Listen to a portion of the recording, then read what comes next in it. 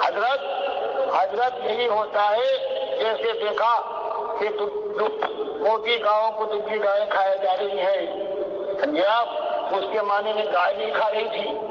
بلکہ اس کی تعبیر یہی بتائی گی کہ خوشحالی پڑے گا یہ ہوگی۔ تو ایک چیز جیسے بیان کی جاتی ہے، اس کی تعبیر کا ایک انداز ہوتا ہے، جیسے وہاں بیان کیا گیا تو وہاں گائے والا کا معاملہ نہیں ہے، اسی طرح سے تعبیر کا یہ انداز ہے۔ بھائی اس کے علاوہ اب آپ سے سلام کروں گا، کل ہم کو یہاں جلدی جانا ہے، اس لیے حضرات آپ باقی اگر میری بات آپ کی سمجھ میں آئی ہے تو اسے قبول کریں، اور اگر آپ کے دل میں بات نہیں اتری ہے، بلکہ وہی بات ہے کہ یہ مردہ جو ہے یہ زندہ ہے اور سنتا ہے، تو آپ کی مرضی میں مجبور نہیں کر سکتا۔ اقول قولی ھذا واستغفر اللہ لی ولکم سائر المؤمنین۔ دیکھیے میرے بھائیو، ایک اور دلیل آپ کے سامنے آ گئی ڈاکٹر عثمانی رحمۃ اللہ علیہ کی، یہ سجدہ تعظیمی کے حوالے سے، کیونکہ جب اس سے اوپر جو کلپ ریکارڈ ہوا ہے اس کے اندر جب یہ پوری طرح کھول کے بتایا گیا کہ یہ اللہ تعالیٰ کو سجدہ تھا ان مہربانی اور رحمتوں کی وجہ سے، اور یہ یوسف علیہ السلام کو نہیں تھا، جو یوسف علیہ السلام کو سجدہ مانتے ہیں ان کا ایمان صحیح نہیں ہے۔ تو پھر کسی نے ذرا گفتگو کرنے کی کوشش کی تو ڈاکٹر صاحب نے ایک اور دلیل دی کہ دیکھو وہاں جو دبلی گائیں موٹی گایوں کو کھا رہی ہیں، تو یہ ایک انداز ہوتا ہے تعویل کا۔ اس کا یہ مطلب نہیں کہ وہاں وہ موٹی گائیں اور وہ تھیں، یہ ایک انداز ہوتا ہے، اس کی تعبیر ہوتی ہے۔ بالکل اسی طریقے سے وہاں تعظیم کا وہ انداز ہے، وہ جو لی ساجدین ہے کہ سورج چاند ستارے نیچے آئے ہوئے ہیں اور میرے سامنے جھکے ہوئے ہیں، وہ تعظیم کا ایک انداز ہے، ڈاکٹر صاحب کہہ رہے ہیں۔ اور پھر ظاہری بات ہے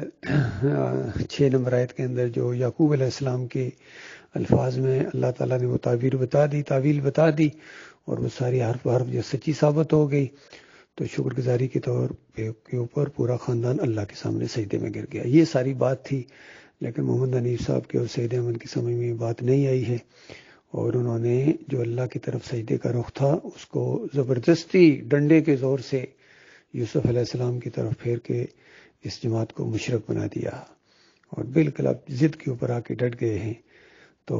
جس طرح ڈاکٹر صاحب آخر میں کہہ رہے ہیں کہ بس دلائل، قرآنی دلائل ہم نے دے دیے ہیں، اس کے بعد آپ جانے اور آپ کی مرضی جانے،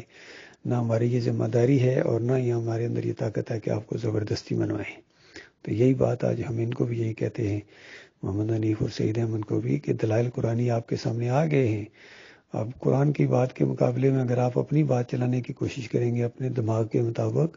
تو آپ کو یہ اپنا دین مبارک ہو، اور ہمیں اللہ کی توحید کا دین مبارک۔ ہم اس معاملے میں بالکل قرآن کے عقیدے کے مطابق ہیں،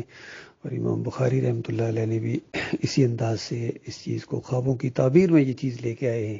انہوں نے سجدے کا ذکر ہی نہیں کیا، اور انہوں نے سورہ یوسف کی 6 نمبر آیت کو، اور اسی کی تائید میں جو آگے 100 نمبر آیت اور 101 نمبر آیت یوسف علیہ السلام بیان کر رہے ہیں، ان چیزوں کو لائے ہیں، اور سجدے کا ذکر ہی نہیں کیا انہوں نے۔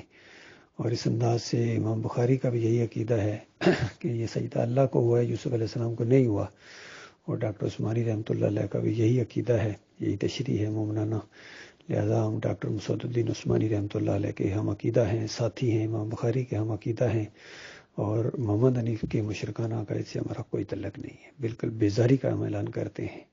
سمجھا رہے ہیں ان کو 4-5 سال سے، سمجھ گئے تو ٹھیک ہے، نہیں تو یہ جانے اور ان کا کام جانے، اور ان کے جتنے بھی پیروکار ہیں سارے ہمیشہ کی آگ کے اندر ان کے ساتھ رہیں گے، اللہ یہ کہ توبہ کریں۔